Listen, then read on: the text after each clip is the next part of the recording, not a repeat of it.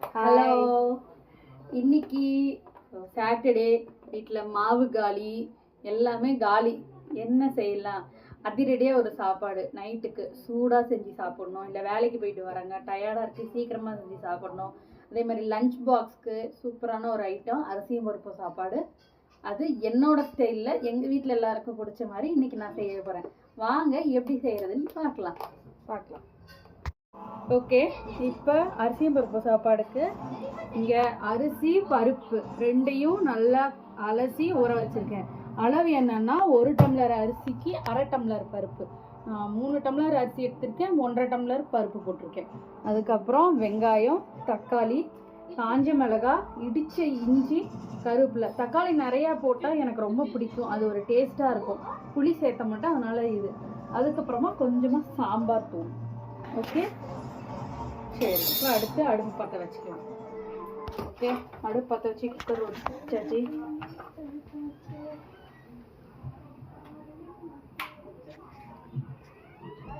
இப்போ கடலெண்ணெய், தேவையான அளவு கடலெண்ணெய் ஊற்றிக்கிறேன்.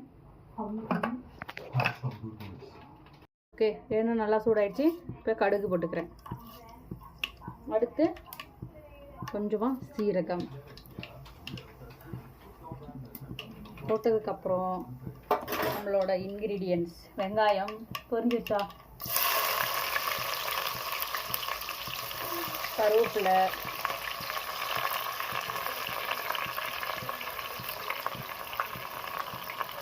இடித்து வச்ச இஞ்சி,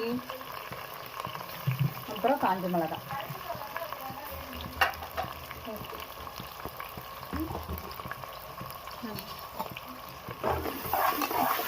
கிளறிக்கிறேன். வெங்காயம் வதங்கிறதுக்கு உப்பு,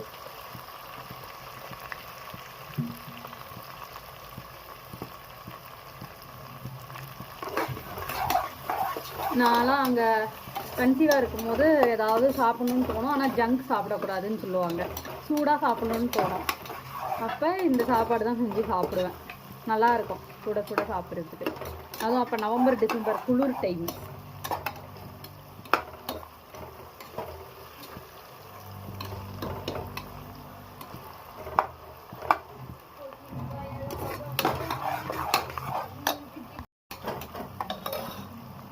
இது வதங்கட்டும்.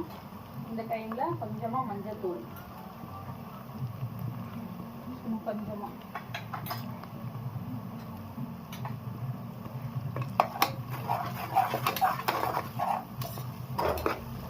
வெங்காயம் வந்து கண்ணாடி பதத்துக்கு வதங்கிடுச்சு. இப்போ தக்காளி போட்டுருக்கோம்.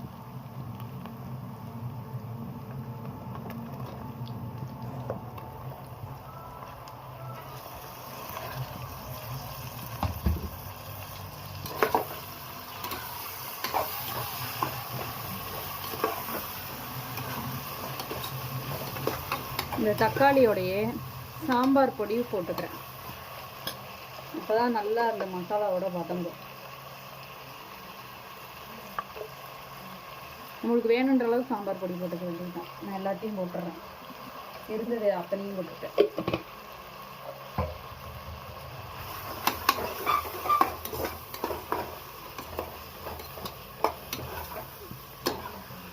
வாசமாக இருக்கும் சாம்பார் பொடி போட்டப்போ. இப்போ இந்த தக்காளி வந்து நல்லா குழைய வதங்கணும், எண்ணெய் பிரிஞ்சு வர அளவுக்கு. அப்போ தான் டேஸ்ட்டாக இருக்கும். ஸோ மூடி வச்சு தக்காளி வதங்கிறதுக்கு டைம் கொடுக்கலாம். மூடி வச்சுக்கிறேன். ஓகே, வந்துடுச்சு. தக்காளிலாம் நல்லா மாற்றிச்சு. மகிழ் வேறு அழுகுறான் போல். ஆமாம், இதான் அவ்வளோதான், அது சீக்கிரமாக ஆகிடும். இப்போ தண்ணி ஊற்றிக்கலாம் சாப்பாடுக்கு. 1 கிளாஸ்க்கு 2 கிளாஸு. இப்போ வந்து இந்த சொம்பில் 2 கிளாஸ் அளவு வரும். அப்போ நம்ம 3 கிளாஸ் தண்ணி ஊற்றணும். பாவம், என் குழந்தை வேற அழுகுது. 3 கிளாஸ் தண்ணி. இப்போ உப்பு போட்டுக்கலாம்.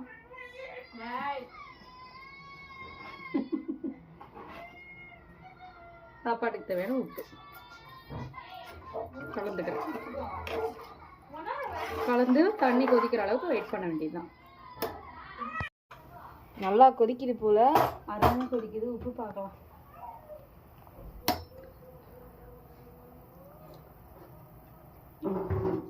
உப்பு போதும். இப்போ ஊற வச்சிருக்க சாப்பாடை அரிசி பருப்பையும் போட்டுறேன். காரம் எப்படி இருக்கு? எனக்கு ஓகே.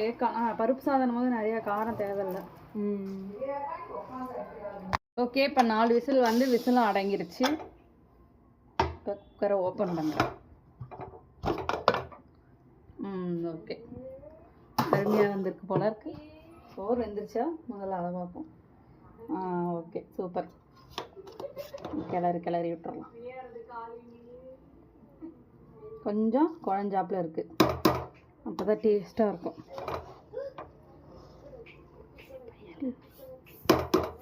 ஓகே, அரிசியும் பருப்பு சாப்பாடு என்னோட ஸ்டைலில் ரெடி. முடிஞ்சிருச்சு, சாப்பிடலாம். சரி, சாப்பாடு எப்படி இருக்கு? ஓகே, பிரியா சூப்பராக இருக்கா? அருமையாக ஊறுகாய் வச்சு சாப்பிட்டுக்கிட்டு இருக்கா. மாங்காய் ஊறுகாய், நார்த்தங்காய் ஊறுகாய். ஓகே.